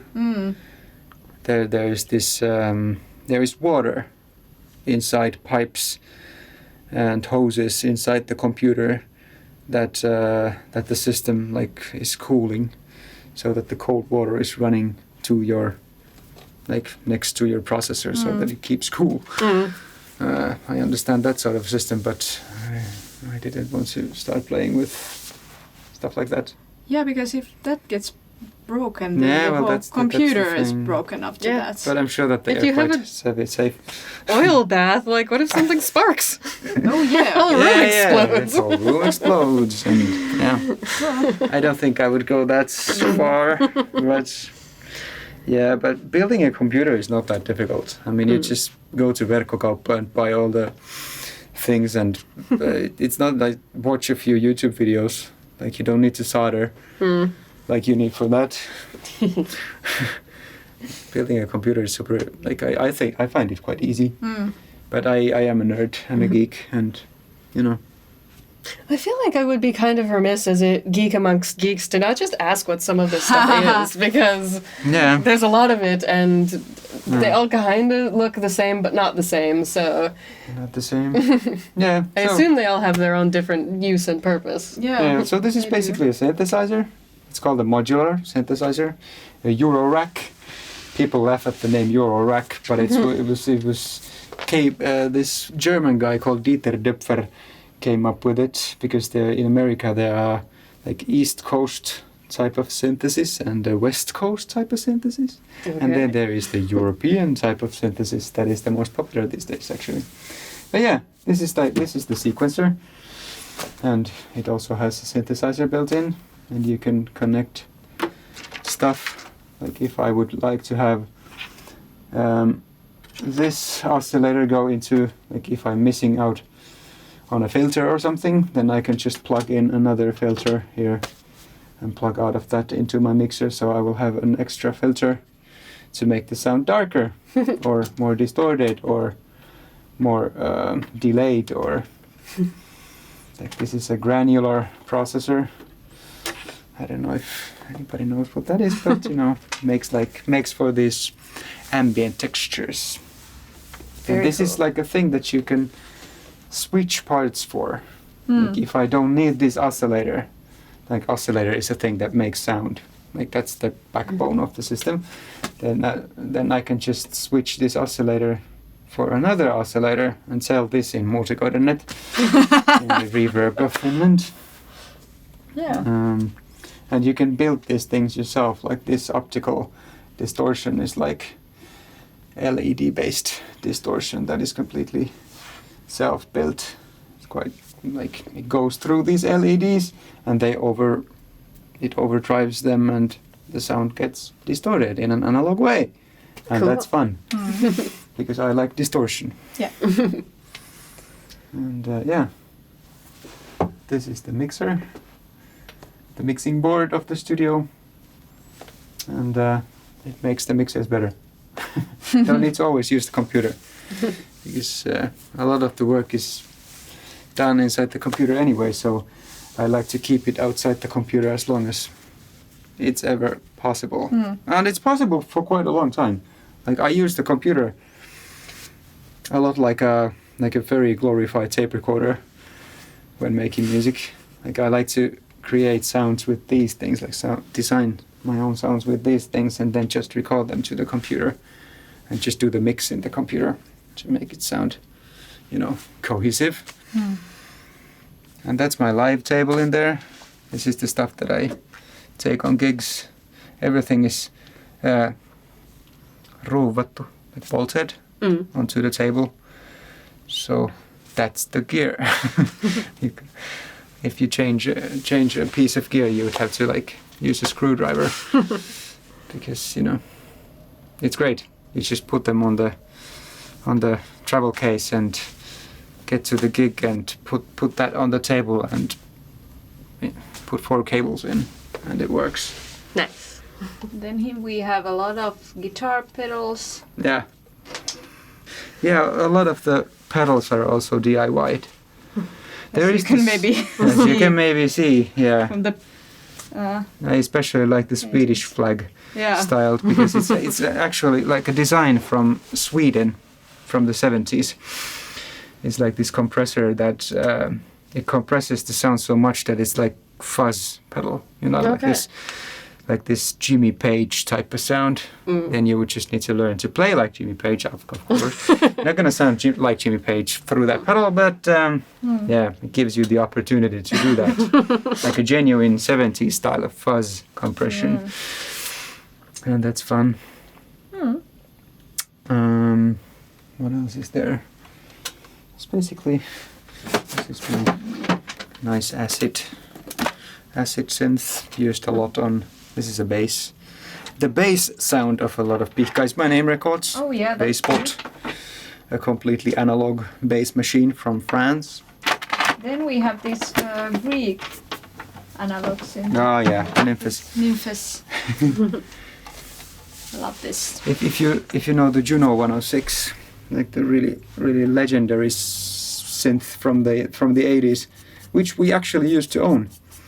We did. But we sold it because we have the Nymphus. Yeah, this sounds a lot like, you know. Yeah. Then we have the Nintendo. Oh yeah. You can take a picture of that, but you can actually use it like a synthesizer. You can send MIDI, like the original Nintendo, the NES 8-bit Nintendo had actually 5 sound sources in it. It had like a sawtooth wave, a second sawtooth wave, a pulse wave, and like a noise generator, and a sample playback device. You could play samples with it, like the R20 hardcore, like hardwired samples in it, and so you can play the Nintendo like a synthesizer, and you could actually hear it in when we made the title music for this Yle program called Puoli 7. Our music is not on that show anymore. It was switched this spring, but it used to run for like 5 years with our music, 4 years with our music, and it actually won the Kultainen Venla at the time. Okay. The show won the audience vote for the best program with our music as a title music, so that was quite cool. So we used a lot of Nintendo on that, and you can really hear that Nintendo type of sound. Yeah, I was actually meaning to ask earlier, and then I forgot in the course of conversation, but do you guys play with a lot of chip tunes when you're writing? And Well, the Nintendo is sort of like the only one. I tried to make a synthesizer of my old Commodore 64, like this 80s computer. I don't know if you know that. it was much more popular in Europe, I think, than North America. Yes, it was. Okay. Yes, it was. Yeah, it was really popular in Finland. Like everybody had a Commodore 64. And I was also trying to make a synthesizer out of the sound chip of that because it's a much better sound chip. But I failed and broke the chip. And they are really hard to come by. You can sometimes find them in what is the name of the eBay. You can sometimes find them in eBay, but they're like €100 or something like that a piece. I could buy that if I could make it work because I like the chiptune sound, but I don't like to be only that. Yeah. So I like to because I think it's a good sound. I like it because of that. It's not just the nostalgia part of it. I like the nostalgia part of it. I like a lot of these old composers that used to compose for Commodore 64, like Chris Hulsbeck or this Koji Kondo, or I always forget the name of the guy who wrote the music for Mega Man 2. Yeah, we always. Takashi Tateishi Oh, is the name of the guy. Good. I really love that soundtrack. Like Is that the Dr. Wily's Castle? Yeah, exactly. Okay. There are a lot of I know the one. like a lot of heavy guitar covers of that. But I really love that, and it has definitely influenced me as a writer. Like that sort of like I like that fast tempo and the sense of urgency, and really wonderful melodies, and that's probably like a big reason why I like to use Nintendo and chiptune-ish sounds. But it can't only be that. It has to be traveled like into the modern day and has to be combined with That's so modern. It's not actually very modern. Some of the modules are modern. Yeah. But the technology is not. Yeah, it's not. Yeah. So like to take best bits and pieces of the past and chiptunes in our case, and combine that with your piano playing or string arrangements, like realistic sounding string arrangements and actual cello that we use. Like her brother plays the cello on our records, and we like to combine like that sort of like. That has to be plus minus, right? Yeah, no, not actually. That's a live cello on plus minus, but there is on binaries. Yeah. And there is on everything is in between. Yeah. And which is the one that has that just magnificent cello line? I thought it was plus minus, but now you would know better, surely. Yeah, plus minus. There are everything. some strings, but they are all sample based. Okay. Yeah. That is a great song. Thank you. Thank you. Just seeing if that is still running. But yeah, we really love that. But that's all sample-based stuff. Only the synthesizers are analog on that one. But there are some, great sampled string libraries that you can buy. We have this plugin VST that you are really good at using from Spitfire. It's a super expensive software, but you can like totally fake like realistic strings with it. Especially if you have like the lead, you have like somebody actually play the lead lines. Yeah. Like that's actually how I hear the Game of Thrones title was originally done. Yeah. Like later it was replaced with an actual orchestra, but with the first couple of seasons it was like completely coded and programmed, made with the computer, except for the the melody. That was with an actual cello, Yeah. because there is no budget to hire. There was no budget to hire an orchestra. actual orchestra, and we don't have a budget to hire an actual orchestra because there's a huge orchestration in say in the ending of binaries. Like there are these horns and everything that sound very orchestral, but it's all programmed by her because we just can't afford an orchestra. It can be like €100 a minute if you properly do it. That explains why Devin Townsend did his one orchestral show in Bulgaria. Yeah.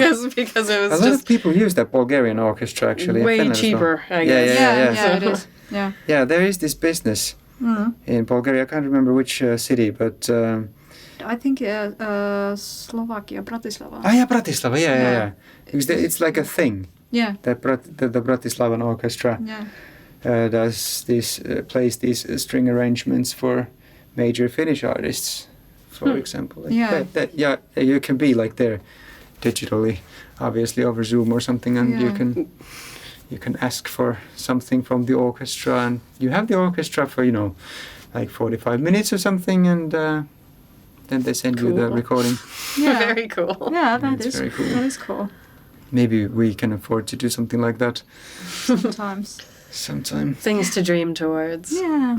Yeah. Love it.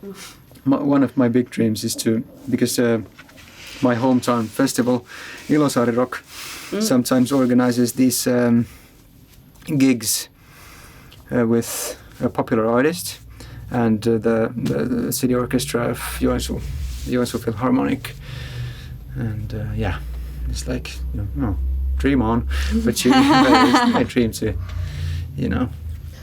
It's okay. Whatever I dream big too. Yeah. I have, like, as I've mentioned, this children's book series, which I think I got distracted. Didn't mention that it's set in a shattered multiverse. So Okay, that's cool. It's basically like an endless horizon, and there's just up and down, and everything that exists is a broken chunk of a planet that existed in some multiverse somewhere that now drifts like an island in the Night Sea.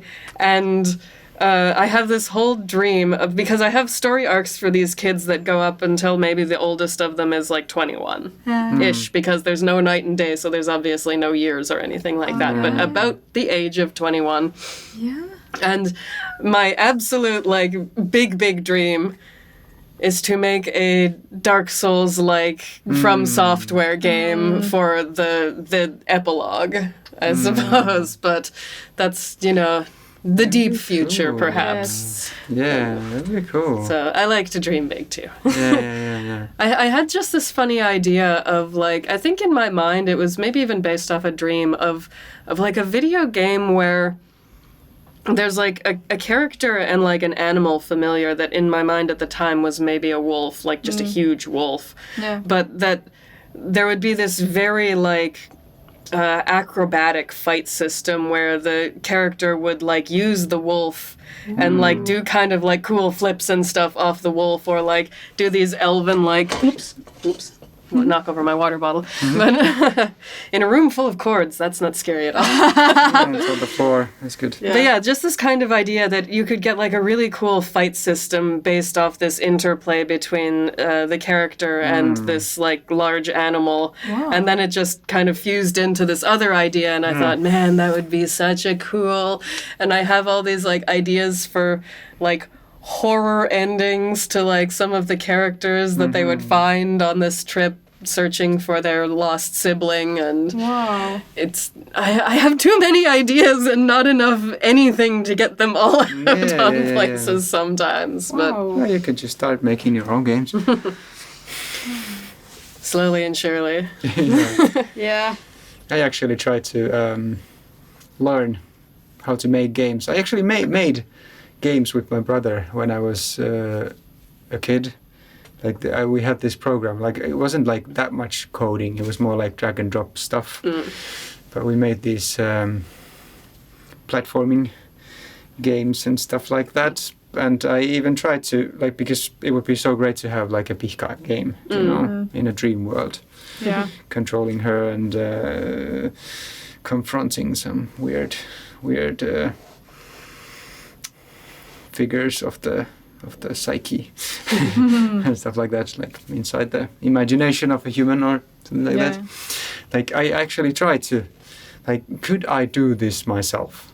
Like obviously, I also asked for help from this gaming company, like that my friends run. They make some pretty good mobile games. Called Mountain Sheep is the name of the company, but they didn't have time. Maybe I should ask them again, because they were really into the idea of Pihka, and we hadn't really released anything yet. But I showed them the video of Binaries that is animated by my brother, and they really loved the idea. But yeah, then I just started thinking that why not just learn to do things myself? Because I can, mix music, I can animate, I can do 3D animation, I can, do stuff like that. It's not rocket science. It really is not. But then there is only so many hours That's the other in side the day, of it. Yeah. and I really love making music, and my head is like bursting with ideas, and like yours too, with like musical ideas. And maybe my place in this world is to Make the music. Make music, Yeah. and then other people can help with doing the games and well, Kind of how I've always felt is that, like, I could learn to do other stuff, but there's other people who are good at other stuff. Yes. I'm good at writing. That's what I'm, like, really good at. So, like, I like characters and stories and human depth and weird stuff and making that all come together and work. Yeah. But I can kind of draw and I can kind of sing and but somehow I just never felt especially compelled to get better at those things. It was always just get really, really, really good at writing. Yeah. Wait, that's like the hardest thing to market in this day and age. yeah, Yeah. Where do people find stories now? ChatGPT. Maybe. Yeah, pretty much. Yeah. Yeah, that's dark. Yeah. That was dark humor, but no.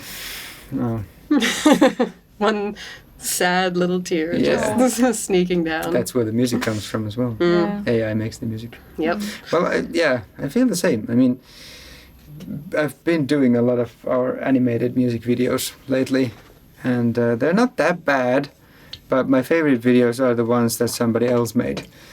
Like my brother Jussi made the video for Binaries, and Elli, who also designed the character looks for Pihka, did the video for Plus Minus, which is like actual old school animation. It took like 3 months to make that video for her. Luckily we got a grant for that. So and then I started doing those, because you can't always be paying somebody 5,000 to make the video, and we like to release like 2 or 3 videos per year. Yeah. So we just had to learn it ourselves. And you're getting quite good at like using like effects on videos. Like she's doing our live visuals, Yeah. like taking bits and pieces of the music videos that me or Elli or Jussi made, and like combining them into Something else. something else to use on our live shows. Yeah.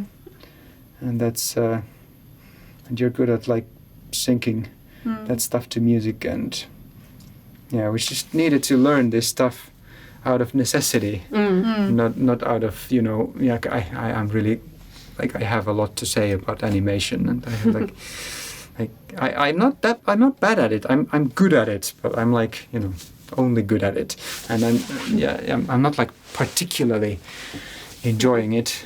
Like I get some kicks when something really works and is finished, and yeah, I actually did that, and it looks great. But And there's a difference between something that you do for fun and that you do because you just want to, and it's nice. Yeah, Yeah. And you know, music is definitely something that I just can't stop doing, and I'm always, every day I feel like I'm getting better at it, and I want to get better at it, and I learn something new every day. Like I have to be like that, but with animation, I'm just not like that. I can do that, but you know. Yeah. I heard something, it was on someone's Instagram stories maybe, that was, I think, an interview with, I want to say John Mayer, Yeah. who was talking about how he, like, learned to stop writing music that he likes, because he thought that, like, you know, and I think, like, this is clicking with some other people I know who have said that, like, they do this thing and they love it, and then they release it and then they hate it. Oh, yeah. And so I thought, like, he's kind of onto something interesting here, because he's saying, like, if I write music I don't like, that doesn't mean it's bad. It just means maybe my taste hasn't caught up to it yet. Yeah. And since tastes are ever evolving and understand. changing, Yeah. I thought that was really interesting to just, like, write something and you don't need to necessarily like it. I really understand that. I really think that we should just let the song tell what it wants and needs to be. Like, I think that we don't need to like the outcome. I usually like the outcome, but I think it's important for the I don't know, aitos, the realness. I don't know the English word. The realness of the art is to be open to even what you don't like. It does make sense too, because I like the way I write generally tends to be very character focused. Like this fantasy trilogy that I've been working on since 2008. Working on and off since 2008. Cool. It's very much centered around the idea of, like, this is the first thing you see smeared on my website, is you don't need to save the world to be the hero of a story. And so it was more just like fantasy setting, sure, but just about people, being people and going through the things people go through. Fantasy is more fun, so if I can have a little magic in there, like, yes, please. But a lot of the time, it's just like me throwing shit at these people and seeing how they deal with it. Yeah, So, wow. I've mentioned on other episodes, the whole story starts, one of the main characters finds out his girlfriend is actually a soul-sucking monster, and his brother just doesn't like his girlfriend and wants to ruin his engagement. So Sounds great. and then she turns out to be a monster, and then suddenly this guy is just traumatized. Yeah. Because how can you ever trust someone after someone almost kills you by trying to rip your soul out? Yeah. When I first wrote this whole idea, it was very derpy in just the sense that I was like, you know, it'd be cool if a monster tried to rip out his soul. Like, no actual thoughts on, like, what that would do to you as a person. Yeah. But then, as I got older and started to care more about psychology and things like that, I started to think, like, what that would really fuck you up. To, like, this person you thought was a human who has actually put you under kind of a glamour, and you're just kind of... There's also a metaphor about kind of like complacency in relationships in there too, where you're just, you're with someone who wants you to be someone else and be someone that you're not, and rather than finding someone they like, they're putting all the work on you to change. Yeah. And so this is what the brother is seeing, is just like, bad relationship, no, do not have a family with her, she's awful, you will hate your life. And so he goes to ruin the engagement, and then there's this whole battle that happens, and then just he's stuck with a traumatized brother, and like, can't even get him a therapist, basically, because he thinks all people, especially anyone who has magic, are probably monsters that are coming to kill him. And it completely affects the entire rest of the story, which I didn't realize when I first started writing it. Wow, that's Cool. super interesting. Sometimes you just gotta let the story go where the characters take it. It's almost kind of like playing tabletop role-playing campaigns with myself in my own mind. It's just... yeah. I don't roll dice. I just decide what I think will be most fun. Yeah.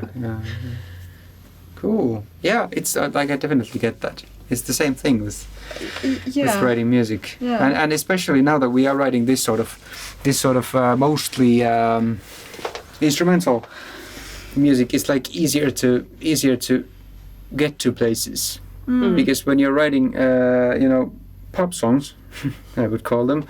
That have like a verse, chorus, verse, and vocals, and you're sort of like within a box, or it's more difficult to go places with that sort of thing. And I think that with Pihka we need to like more boldly go into places that. Well, on the new record there is like something that like the last song is like 8 minutes, but like we should boldly be like a song can be like 15 seconds. Yeah. From 15 seconds to like 30 minutes. Like it can be that.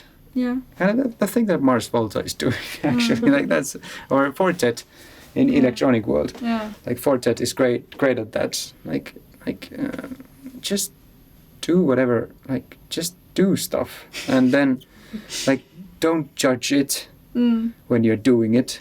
Like the bar has to be set like really low, or like there has to be no bar. Like you just do stuff, and at some point you need to be critical. Like last year we were critical with the album. Like we had an almost ready album last year, which we sort of like redid because it didn't feel genuine enough, or not genuine, but it just felt bitter. There was a bitterness to it. Yeah. I didn't want that energy in there. Yeah. And like it felt like, especially me, I was driving that towards like this Tom York Radiohead type of energy, and like I forgot myself on the way a little bit.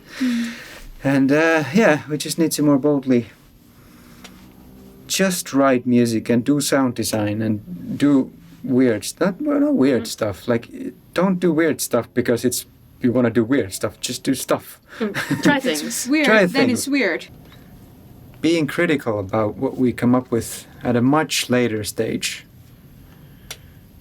Probably in like 2 years we're gonna have, if this works out, this is my goal, is to have like 50 songs of varying lengths.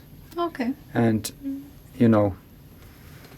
make that be like a 10-song record. Yeah. Or then make like a quadruple album out of it. Yeah. You could Somebody go knows. full Lordi if you want to. Yeah. Yeah. Pihka-versity. Yeah. See, there's a guy who I feel like is just kind of a weird artist with his music. Is just he just gets a weird idea and then just sees it through. Like there's it was Collection where he had like this is the best of album for a bunch of albums that don't exist. And then Lordiversity is him making that back catalog for Collection, and I was just like, this dude is insane, but good for him. Do that in like monster costume. Yeah, all the while. But why? Yeah. They're Why not? Why not? The true answer to everything. Why not? Yeah. Especially in art. Especially in art. Yes. But it's like something I can't wait to do. Is that collection of 50 songs that are like just like something. Yeah. Just brain spawn. Yeah. Full brain spawn. Yeah. I love it. I look forward to it if and when it ever happens. Yeah. we sort of did that with our YouTube series that we used to run, this Monday Jam series. There were like 50 episodes or something like that. Was that during COVID? I think I I was watched a during few of those. COVID, but it was like from 5 to 10 minutes every Monday. We did these jams, But then we just had to stop because it became like everything we had time for, and Yeah. we didn't write that much music. But the music is right there. I mean, you could just like some of those Monday jams are on the new record. They're just like, for example, the song "Exponential Potential" came out of a jam, even though it's like a pop song. What jam was that? I can't There even is. remember. I did it on Oh, yeah. Beats. Oh, yeah, but we didn't... It was like tougher tempo, and Yeah, but the we first didn't version. film that. we didn't. But some of Did we? then there's this song called "Digital Water" on the Oh, first. yeah. Digital Water on the first record that started from, like, I was trying to digitize, like digitally create the sound of like a brook running, like a water running. Yeah. And I thought that it worked really well. It was using this FM synthesis method, digital synthesis method. And then I think you just started playing on top of that. Yeah. Or did I make something musical on top of that? Can't remember. It's in YouTube. You can. Yeah, the jam is on YouTube. Yeah. And the song is obviously on the album. So Yeah. some of these things can be like backtracked to those Yeah. Monday Jam episodes. I would really love to continue doing that series, but it just maybe at some point we will have the time. Yeah. But now we've been doing all these like well, it's a good thing that we have work. Like we've been doing composing more title music for Yle, and that stuff is coming out next year. But yeah. We don't have time to do anymore of the YouTube that much. Alas, we gotta Shame. put our time into the best stuff. Yeah. But maybe just like not put time into filming those jams, just make them. Yeah, maybe the problem was that we became too kunnianhimoisia. Ambitious about the filming yeah. of it. Yeah, we because always we needed to really, it took a lot of effort to edit. And then at some point we started adding some like graphics on top of the filmed material, and it was too much. Yeah. Like making a music video per week. Yeah. Maybe like film them just with the One camera. or the smartphone, put it on Yeah. TikTok or something like that, or Yeah. YouTube Okay. Shorts, or Yeah. not like even record it properly, just with the camera. Yeah. YouTube, Microphone. TikTok. Yeah. Yeah, maybe we could start it again. Yeah. By just so low Set the effort. bar low. Yeah. Yeah, because it's really good content, and we would like to allow people to see the process a bit more, and even not at like that ready a phase as the Monday Jams were. Like I would like for people to even see the blank slate that we start building on top of with that. Or stuff that you start just playing some sort of a pattern with the piano, and that would be super interesting to see. And I enjoy watching videos like that where people write stuff, but it's just so difficult to, it kills the process of writing that stuff. Like, Yeah, I what can would be imagine. what would be the means of doing that so that it doesn't kill the process? Yeah, That we we haven't found out that Yeah. yet. Because I'm like there's this saying, like an old circus horse. When the camera starts rolling, I sort of like be like be a little bit like that.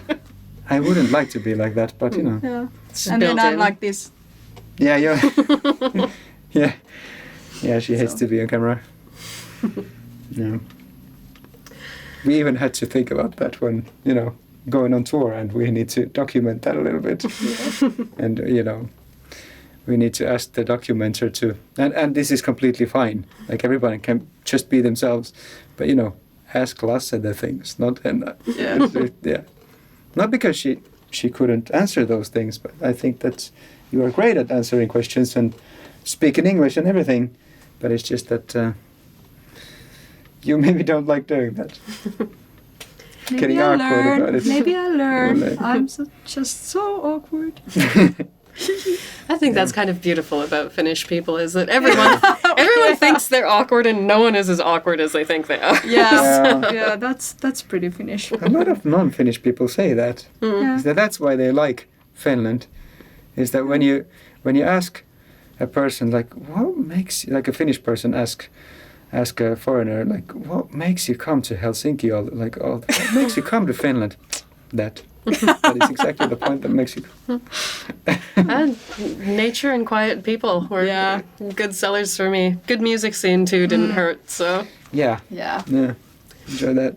and it's certainly expanded a lot since I lived here. Like for coming from hillbilly Canada, over to heavy metal Finland was a great pull, but I hardly even consider myself a metalhead anymore. Like I like so much other stuff nowadays that probably still I listen Pihka. to more metal than anything else, but I think I really love a lot of electronic music. I like psychedelic music. I like rock music. I like everything more or less.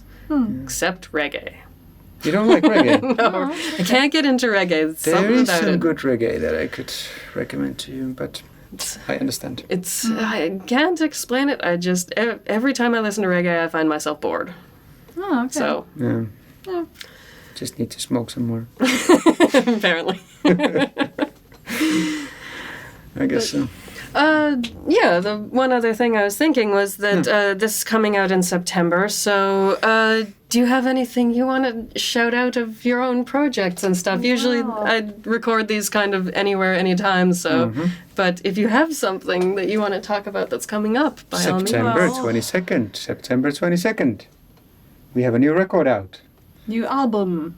A new album out on September 22nd. Did I already say that it's coming out on September 22nd?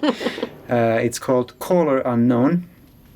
And we are going to be touring the album in Europe with a US-based band called Princess Goes. And that's going to be great. We're going to come to Paris, Utrecht, Berlin and Dortmund with these crazy Americans. Super nice Americans. Yeah. And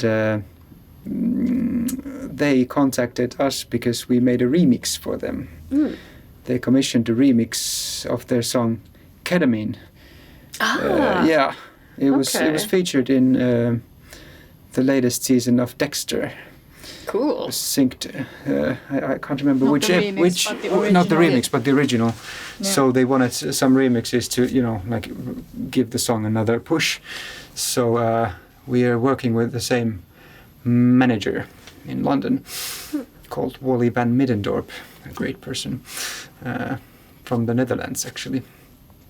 And he connected us with Princess Goes, and we made the remix, and they loved the remix, called it So Fucking Heavy.